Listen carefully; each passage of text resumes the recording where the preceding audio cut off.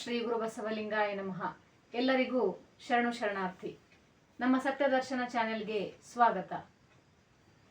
ಭಾರತ ದೇಶದಲ್ಲಿ ಸಾಕಷ್ಟು ಜನ ಮಹಿಳೆಯರು ತ್ಯಾಗಕ್ಕೆ ಹೆಸರಾಗಿದ್ರ ಅದರೊಳಗ ತಾಯಂದ್ರದು ಕೂಡ ಒಂದು ಸ್ಪೆಷಲ್ ಕ್ಯಾಟಗರಿ ಅಂತ ನಾವು ಹೇಳ್ಬೋದು.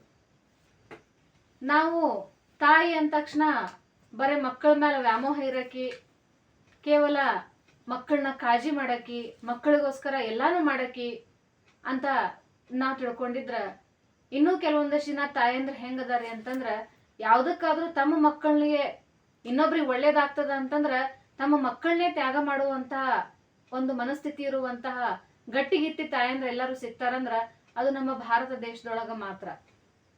ಇದು ಸ್ವತಂತ್ರ ಪೂರ್ವದ ಒಂದು ಕಥೆ, ಕಾಲ್ಪನಿಕ ಅಂದ್ರೂ ಕೂಡ ಎಷ್ಟೋ ಜನ ಈ ರೀತಿಯಾಗಿ ನಡ್ಕೊಂಡಿದ್ದುಂಟು. ಏನಪ್ಪಾ ಅಂತಂದ್ರ, ಒಬ್ಬ ತಾಯಿಗೆ 3 ಜನ ಗಂಡು ಮಕ್ಳು ಇರ್ತಾರ. 3 ಜನ ಗಂಡು ಮಕ್ಳಿದ್ರ ಆ 3 ಜನನು ಕೂಡ ಏನಾಗಿರ್ತಾರೆ ಅಂತಂದ್ರೆ ಸೇನೆಗೆ ಸೇರ್ಕೊಂಡಿರ್ತಾರ. ಸೇನೆಗೆ ಸೇರ್ಕೊಂಡು ಒಂದು ಗಡಿಯಲ್ಲಿ ನಿಂತ್ಕೊಂಡು ದೇಶವನ್ನ ಕಾಯುವಂತ ಕೆಲಸವನ್ನ ಮಾಡ್ತಿರ್ತಾರ. ಮಾಡ್ತಿರ್ಬೇಕಾದ್ರ ಏನೋ ಯುದ್ಧದಲ್ಲಿ ಏನಾಗ್ತದೆ, ಯಾಕಂತಂದ್ರ ಗಡಿ ಅಂದ್ರ ಹಂಗರಿ, ಯಾವಾಗ ಯಾವ ಪರಿಸ್ಥಿತಿ ಯಾವ ರೀತಿಯಾಗಿ ರೂಪುಗೊಳ್ತದ ಅಂತ ಹೇಳಕ್ ಬರುದಿಲ್ಲ.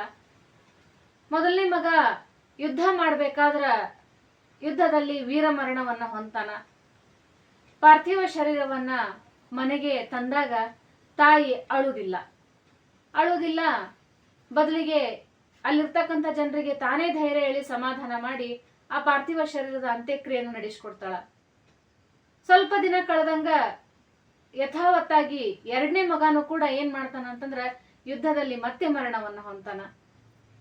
ಮತ್ತೆ ಪಾರ್ಥಿವ ಶರೀರ ಮನೆಗೆ ಬರ್ತದ.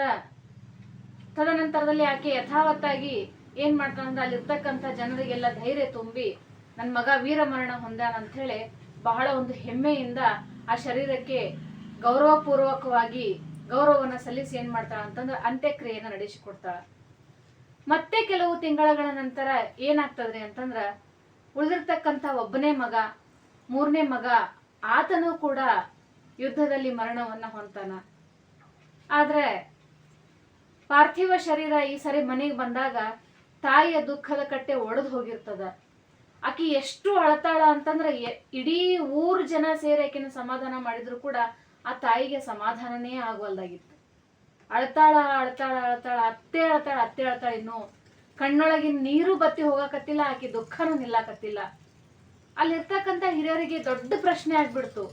1ನೇ ಮಗ ಸತ್ತಾಗಳಿಲ್ಲ, 2ನೇ ಮಗ ಸತ್ತಾಗಳಿಲ್ಲ, 3ನೇ ಮಗ ಸತ್ತಾಗಳಾಗತ್ತಾಳ ಅಂದ್ರ ಅವರೆಲ್ಲ ಏನ್ ತಿಳ್ಕೊಂಡ್ರು ಅಂತಂದ್ರ ಬಹುಶಃ ಈ ಮಗನ ಮೇಲೆ ಮುದ್ದು ಭಾಳ ಇತ್ತೇನೋ, ಪ್ರೀತಿ ಭಾಳ ಇತ್ತೇನೋ, ಕೊನೆ ಮಗ ಅನ್ನುವಂತ ಒಂದು ಹಂಬಲ ಭಾಳ ಇತ್ತ ಏನೋ, ಅಥವಾ ಇರೋ ಒಬ್ಬ ಮಗ ಅದನ್ನ ಅವ ನನ್ನ ನೋಡ್ಕೋತಿದ್ನೋ ಏನೋ, ಅವನು ಇಲ್ಲಲ್ಲ ಅಂತ ಅಳಾಕತ್ತಿರ್ಬೇಕಿಕ್ಕಿ ಅಂತ ಹೇಳಿ ಅಲ್ಲಿ ಜನ ಮಾತಾಡ್ಕೊಳಕ್ ಶುರು ಮಾಡ್ತಾರ. ಆ ಮಾತು ಏನಾಗ್ತಾವಂದ್ರ ಆಕಿ ಕಿವಿಗೆ ಬೀಳ್ತಾವ್ರಿ.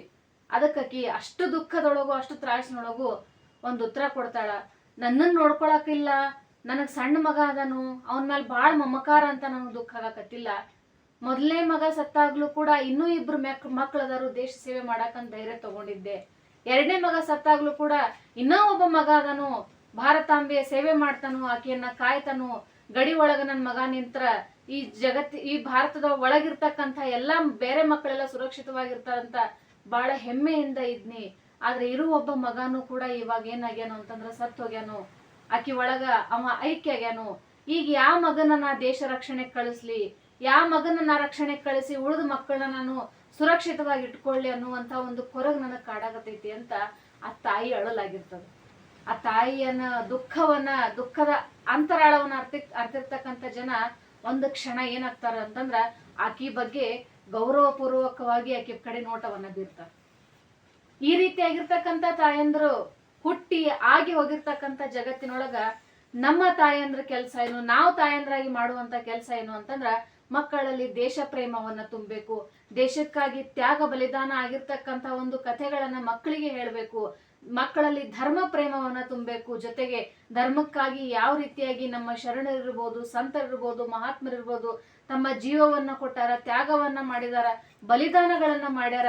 ಇಷ್ಟೆಲ್ಲ ಮಾಡಿದ್ದು ಅವರು ಸ್ವಾರ್ಥಕ್ಕಲ್ಲ, ಅವರು ಸ್ವಂತಕ್ಕಾಗಿ ಇಲ್ಲ, ಮುಂದೆ ಬರುವಂತ ಭವಿಷ್ಯಗಳು ಚೆನ್ನಾಗಿರ್ಲಿ ಅನ್ನೋ ಒಂದೇ ಒಂದು ಉದ್ದೇಶಕ್ಕೋಸ್ಕರ ಇದನ್ನೆಲ್ಲ ಮಾಡ್ಯಾರ ಅನ್ನುವಂತಹ ಒಂದು ಸೂಕ್ಷ್ಮವಾಗಿರ್ತಕ್ಕಂಥ ಸುಂದರ ವಿಚಾರವನ್ನ ನಾವು ಮಕ್ಕಳ ತಲೆ ಒಳಗೆ ಇವತ್ತು ತುಂಬಿದ್ವಿ ಅಂತಂದ್ರ ನಮ್ಮ ಭವಿಷ್ಯ ಏನಾಗ್ಬಹುದು ಅಂತಂದ್ರ ಸುಂದರವಾಗಿ ಆಗ್ಬಹುದು ಅನ್ನುವುದು ಇದು ನನ್ನ ಅಭಿಪ್ರಾಯ.